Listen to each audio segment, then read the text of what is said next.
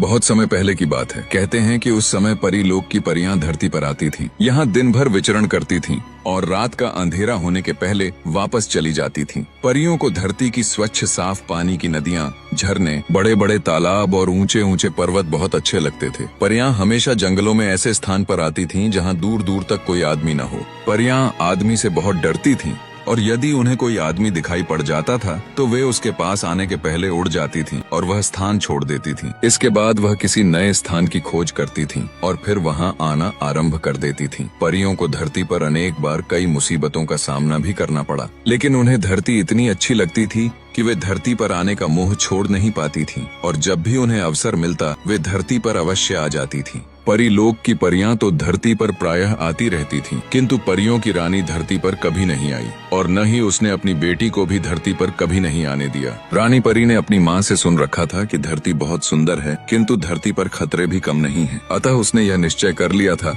कि वह धरती पर कभी नहीं जाएगी। परियों की राजकुमारी अर्थात रानी परी की बेटी अभी छोटी थी। वह अपने साथ की बड़ी परियों से हमेशा धरती की सुंदरता और धरती के लोगों के किस्से कहानियां सुना करती थी। वे उसे उसके साथ की परियां प्रायः बताती रहती थीं कि वे धरती की नदियों, झीलों, तालाबों में खूब नहाती और तरह तरह की जल क्रीड़ाएं करती हैं। वे धरती पर बड़े बड़े सुंदर वृक्ष हैं जिन पर तरह तरह के रंग बिरंगे फूल खिलते हैं और मीठे मीठे फल लगते हैं। परियां बताती थीं कि वे फूल तोड़कर उनकी मालाएं बनाती हैं और फल खाती हैं। एक बार उन्होंने फूलों की मालाएं बनाकर अपनी राजकुमारी को भी दी। परियों की राजकुमारी जैसे जैसे बड़ी होती गई, उसकी धरती पर जाने की इच्छा बढ़ती गई। वह धरती पर आकर यहाँ के पहाड़, नदियाँ, झीलें, तालाब, झरने, पेड़ पौधे, फल फूल, जंगली जीव जंतु, पशु पक्षी आदि देखना चाहती थी और अन्य परियों के समान इनका आनंद लेना चाहती थी। पर रानी परी को अपनी बेटी की इस इच्छा के बारे में जब मालूम हुआ तो वह बहुत नाराज हुई और उसने धरती पर जाने वाली परियों का अपनी बेटी से मिलना पूरी तरह बंद करा दिया।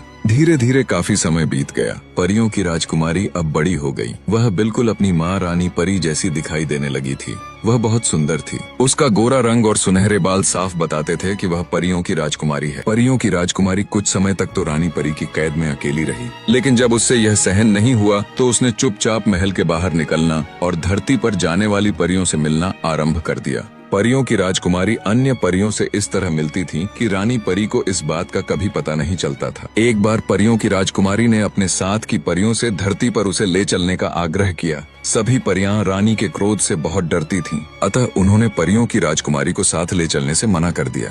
परियों की राजकुमारी बहुत जिद्दी थी। वह वापस अपने महल के बगीचे में आ गई और एक स्थान पर छिप गई। प्रातः काल का समय था। धरती पर आने वाली परियों ने अपने अपने पंख लगाए और धरती की ओर उड़ चली। इसी समय परियों की राजकुमारी बाहर निकली और वह भी अपने पंख लगाकर परियों के पीछे पीछे चल पड़ी। धरती पर जाने वाली परियों को इसका पता भी नहीं चला। परियां आगे आगे उड़ती रहीं और परियों की राजकुमारी चुपचाप उनका पीछा करती रही। परियों ने कभी कल्पना भी नहीं की थी कि परियों की राजकुमारी उनके पीछे पीछे आ रही है। वे अब धरती के बहुत पास आ गई थीं। अचानक परियों की राजकुमारी को छींक आ गई। जब परियों ने पीछे मुड़कर देखा तो वह घबरा गईं। उन्होंने तुरंत आपस में कुछ बातें की और यह निर्णय लिया कि वे धरती पर नहीं जाएंगी और वापस परी लोक चली जाएंगी। उन्होंने अपना निर्णय परियों की राजकुमारी को भी बता दिया। परियों की राजकुमारी बहुत जिद्दी थी। उसने पहले तो सभी परियों से अनुरोध किया कि वे उसे धरती पर अपने साथ ले चलें, लेकिन जब परियां तैयार नहीं हुई तो उसने परी लोक लौटने से इनकार कर दिया और उन्हें यह भी बता दिया कि वह अकेली ही धरती पर जाएगी। सभी परियां असमंजस में पड़ गईं।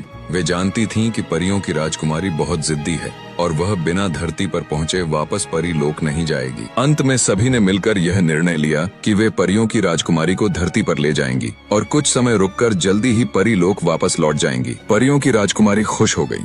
धरती पास ही थी, अतः कुछ ही समय में सभी परियां धरती पर आ गईं। वे एक सुनसान जंगल में बड़े से तालाब के किनारे उतरी थीं। यह स्थान बहुत सुरक्षित था। यहाँ परी लोक की सभी परियां प्रायः आती रहती थीं। परियों की राजकुमारी को यह स्थान बहुत अच्छा लगा। उसने कभी सोचा भी नहीं था कि धरती इतनी सुंदर होगी। सभी परियों ने अपनी राजकुमारी के साथ तालाब में स्नान किया। कुछ देर जल क्रीड़ा की और परी लोक वापस लौटने के लिए अपने अपने पंख लगाकर तैयार हो गईं। किंतु परियों की राजकुमारी अभी धरती पर रुकना चाहती थी और कुछ नए स्थान देखना चाहती थी। परियों ने अपनी राजकुमारी को बहुत समझाया, लेकिन जिद्दी राजकुमारी नहीं मानी।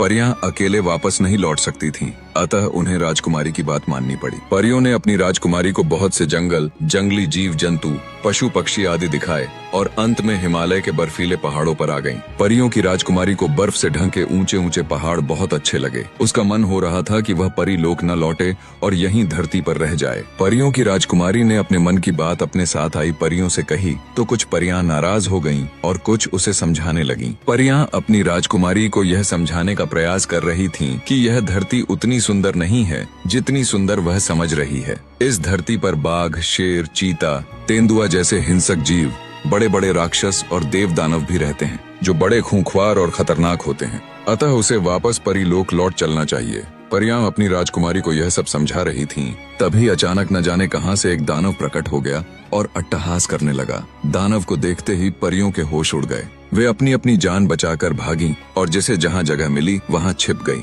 परियों की राजकुमारी ने एक विशालकाय दानव को देखा तो उसे भी डर लगा, लेकिन वह भागी नहीं।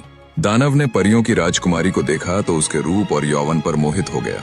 उसने आगे बढ़कर परियों की राजकुमारी को उठाया, अपने कंधे पर लादा और पहाड़ के पीछे जाकर गायब हो गया। पहाड़ी जंगल में वृक्षों और पत्थरों की आड़ में छिपी परियां अपनी राजकुमारी को ले जाते हुए दानव को देखती रहीं। वे दानव की शक्ति से परिचित थीं, अतः वे न बाहर निकलीं और न चीखी न ही चिल्लाई। परी लोक से धरती पर आने वाली परियां परेशान हो उठीं। उनकी समझ में नहीं आ रहा था कि क्या करें और क्या न करें। रानी परी के डर से अपनी राजकुमारी को धरती पर छोड़कर परी लोक नहीं लौट सकती थीं और धरती पर लंबे समय तक रहना उनके लिए भी खतरे से खाली नहीं था।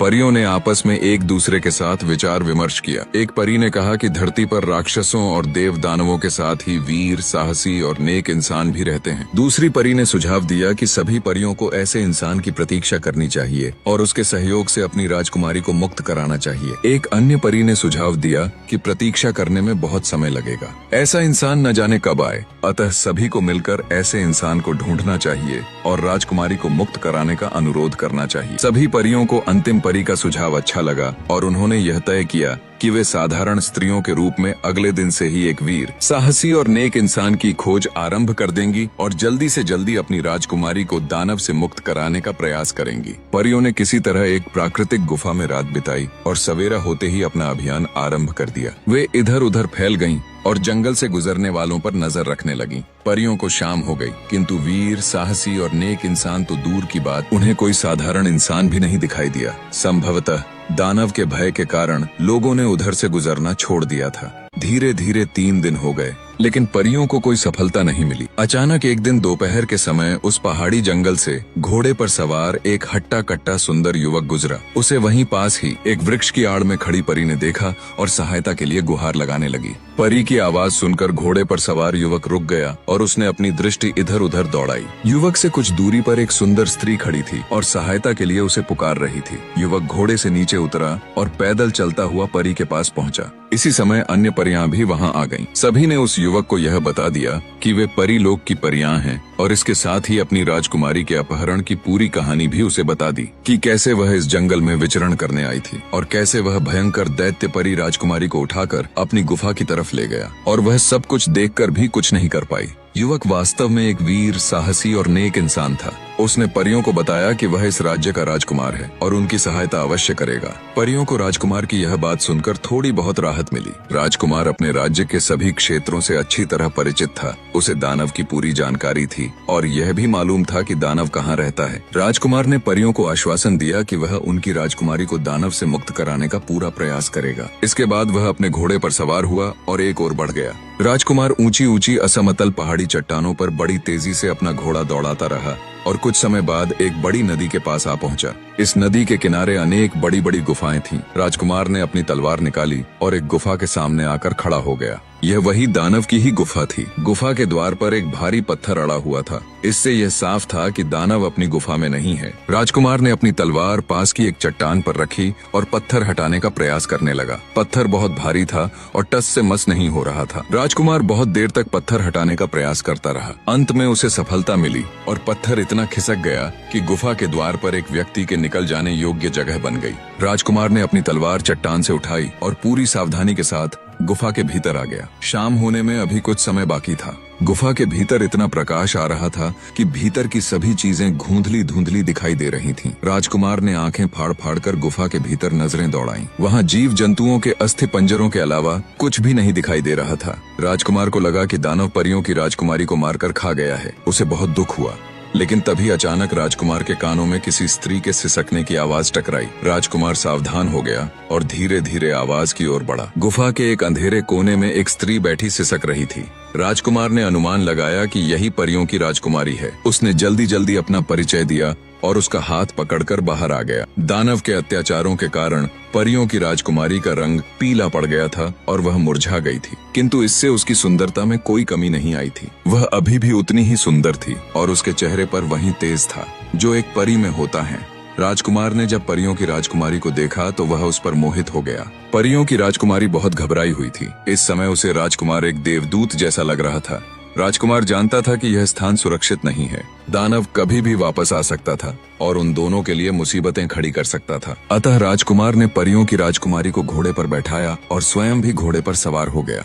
राजकुमार का घोड़ा अभी 2-4 कदम भी आगे नहीं बढ़ा था कि न जाने कहां से दानव प्रकट हो गया और घोड़े के सामने आकर खड़ा हो गया। परियों की राजकुमारी ने दानव को देखा तो वह भय से अचेत हो गई। राजकुमार ने भी दानव को देखा। वह घोड़े के सामने सीना ताने उसका रास्ता रोके खड़ा था। राजकुमार वीर और साहसी था। वह घोड़े से नीचे उतरा, परियों की राजकुमारी को सहारा देकर नीचे उतारा, उसे एक स्थान पर लिटाया और तलवार लेकर दानव के सामने आ गया। दानव ने राजकुमार को इस रूप में देखा तो जोर से हंसा। उसने राजकुमार को ऊंची आवाज में चेतावनी दी कि यदि वह उससे युद्ध करेगा तो बिना मौत मारा जाएगा। उसने राजकुमार को यह भी समझाया कि वह असीम शक्तिशाली दानव है, कोई उससे जीत नहीं सकता। राजकुमार ने दानव की बात का कोई उत्तर नहीं दिया और मुस्कुराता रहा। राजकुमार की मुस्कुराहट ने दानव का क्रोध और भी बढ़ा दिया। उसने अपना दाहिना हाथ बढ़ाकर राजकुमार को पकड़ने की कोशिश की। राजकुमार सावधान था। उसने नीचे झुककर तलवार से दानव के हाथ पर वार कर दिया। उसका निशाना अचूक था। अगले ही क्षण दानव का दाहिना हाथ जमीन पर पड़ा था।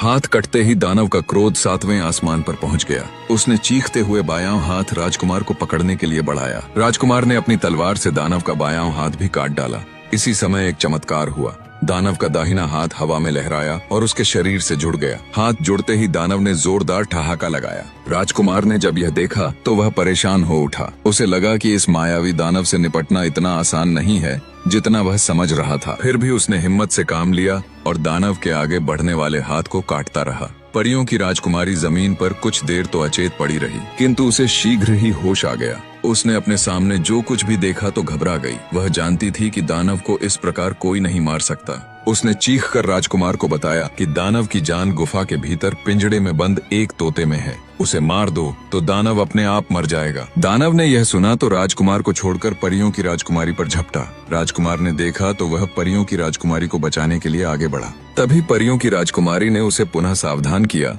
और बताया कि वह उसकी चिंता न करके तोते के पास पहुंचे। राजकुमार की समझ में बात आ गई। उसने दोनों को छोड़ा और गुफा की ओर भागा। दानव ने भी परियों की राजकुमारी को छोड़ा और राजकुमार के पीछे पीछे वह भी गुफा की ओर भागा। लेकिन इससे पहले कि दानव राजकुमार को पकड़ पाता, राजकुमार ने पिंजड़ा खोलकर तोते की गर्दन मरोड़ दी। तोते के मरते ही दानव जमीन पर गिरकर तड़पने लगा और कुछ ही क्षणों में मर गया। इसी मध्य परियों की राजकुमारी भी गुफा के भीतर आ गई थी। राजकुमार ने परियों की राजकुमारी का हाथ पकड़कर उसे घोड़े पर बैठाया और फिर स्वयं घोड़े पर सवार होकर एक ओर चल पड़ा। रात का अंधेरा धीरे धीरे बढ़ रहा था। राजकुमार परियों की राजकुमारी को घोड़े पर आगे बैठाए प्रतीक्षा करती हुई परियों की ओर तेजी से बढ़ रहा था। राजकुमार जिस समय परियों के मिलने वाले स्थान पर पहुंचा तो आधी रात हो चुकी थी। उसने इधर उधर देखा लेकिन उसे कहीं भी कोई परी नहीं दिखाई दी। राजकुमार को बड़ा आश्चर्य हुआ। अचानक उसके कानों में घोड़े के हिनहिनाने की आवाज पड़ी। इसी समय कुछ घुड़सवार सैनिक उसके सामने आए, अपने अपने घोड़े से नीचे उतरे और सिर झुकाकर खड़े हो गए। ये सभी राजकुमार के सैनिक थे जो राजकुमार के महल में वापस न लौटने के कारण उसकी खोज में निकले थे। परियों को इन सैनिकों ने बंदी बना लिया था। राजकुमार की आज्ञा से सैनिकों ने सभी परियों को मुक्त किया। एक एक परी को एक एक सैनिक ने अपने घोड़े पर बैठाया और महल आ गए। राजकुमार के साथ परियों की राजकुमारी भी थी। राजकुमार ने परियों की राजकुमारी सहित सभी परियों को अपने महल में राजसी ठाट बाट से रखा और उन्हें अपने राज्य की सुंदर सुंदर झीलों, नदियों और वनों की सैर कराई। वास्तव में वह परियों की राजकुमारी को हृदय से चाहने लगा था और चाहता था कि वह उसके साथ विवाह कर ले। परियों की राजकुमारी भी राजकुमार की वीरता, साहस और सद्व्यवहार पर मोहित थी और उसे चाहने लगी थी, पर उसे अपनी माँ रानी परी का भी डर था। उसके साथ की परियों ने भी एक एक सैनिक को पसंद कर लिया था और उनके साथ रंगरेलियां मना रही थीं। इधर परियों और अपनी बेटी के न लौटने के कारण परीलोक की रानी बहुत चिंतित थी। उसने कुछ समय तक तो प्रतीक्षा की और उसके बाद अपना चमत्कारी तारास्त्र लेकर धरती की ओर चल पड़ी। रानी परी का तारास्त्र बड़ा ही चमत्कारी था। उसने अपने तारास्त्र के द्वारा यह मालूम कर लिया था कि उसकी बेटी और अन्य परियां धरती पर कहाँ हैं और क्या कर रही हैं। उसे यह जानकर बहुत क्रोध आया कि उसकी बेटी अन्य परियों के साथ धरती के मानवों के साथ रंगरेलियां मना रही है। रानी परी सीधी राजकुमार के महल के बगीचे में पहुंची, जहां परियों की राजकुमारी इस समय राजकुमार का सिर अपनी गोद में लिए हुए किसी मधुर विषय पर बातें कर रही थी। उसने अपने सामने रानी परी को देखा तो उसके होश उड़ गए। रानी परी बहुत क्रोध में थी। परियों की राजकुमारी ने राजकुमार का सिर अपनी गोद से हटाया और उठकर खड़ी हो गई। इसी समय परीलोक की अन्य परियां भी अपने अपने साथी सैनिकों के साथ आ गईं। रानी परी ने सभी परियों को जलती हुई आंखों से देखा और उन्हें परीलोक वापस चलने का आदेश दिया, लेकिन परियों ने अपने अपने सिर नीचे कर लिए और अपने अपने साथी का हाथ पकड़ लिया। रानी परी की समझ में आ गया कि बात बहुत आगे बढ़ चुकी है। उसने अपने क्रोध पर नियंत्रण किया और अपनी बेटी सहित सभी परियों को धरती के मानव और उनकी बुराइयों के विषय में बताकर परीलोक लौटने के लिए समझाने लगी। रानी परी ने सभी को बहुत समझाया, लेकिन उसकी बेटी सहित सभी परियों ने परीलोक लौटने से साफ इनकार कर दिया। रानी परी ने सभी को बहुत समझाया, लेकिन जब उसकी बात किसी ने नहीं मानी तो उसे क्रोध आ गया और उसने अपने तारास्त्र के चमत्कारी शक्ति से अपनी बेटी को ब्रह्म कमल बना दिया और उसके साथ ही राजकुमार को पानी का कमल बना दिया। इसके साथ ही उसने अन्य परियों और उनके साथी सैनिकों को भी तरह तरह के फूलों में बदल दिया और दुखी हृदय से परीलोक लौट आई।